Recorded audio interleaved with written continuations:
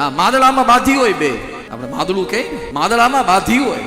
હા, એ માદળામાં બાધી હોય ને પછી હાંજે જ્યારે ઘેરે પાછી આવે અને ગમાણે આવે એટલે બેયના ખીલા હારે હોય એટલે સમાધાન થઈ ગયું હોય. મારા વાલા, કોઈ સમાધાન કરાવવા જાતું નથી. ક્રોધ તો પશુને પણ આવે છે. હા, પણ એ પશુને ક્રોધ આવે ને ત્યારે એને એટલો વિવેક છે મારા વાલા, કે ભેંસને ક્રોધ આવે ને ત્યારે એને એટલો વિવેક છે કે આ મારી જાત છે. હા, મારે એની હારે વર્ણા મોણા રખાય, મારે એની હારે જીવનભરના વેર નો બંધાય.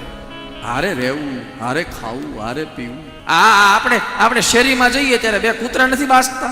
હે, ક્રોધ બધાને છે, હું ના નથી પાડતો. આપણે પૃથ્વી પર રહીએ છીએ, ઘઉં બાજરો ખાઈએ છીએ, આપણને ક્રોધ હશે જ. પણ એ ક્રોધના આવેશમાં જો કંઈક આવે, કોઈ વિચાર આવે, ક્રોધના આવેશમાં કોઈ નિર્ણય લેવાનો આવે, તો મહેરબાની કરી અને પોતાની જાતને પહેલા કાં તો ખેતરે વી જાઓ. હા, ત્યાં એ લીમડાના છાયા નીચે આરામથી ખાટલો નાખીને કલાક હુઓ. જેટલો ક્રોધ થાય એટલો ત્યાં કરી લો. નિર્ણય ક્યારે લેવાનો? બોલે નિર્ણય જ્યારે આપણું મન શાંત હોય ને ત્યારે લેવાનો. શું કામ? ફરી એક વખત કહી દઉં મારા વાલા, કે ક્રોધમાં લેવાયેલા નિર્ણયો ક્યારેક માણસે જીવનભર ભોગવવા પડે છે.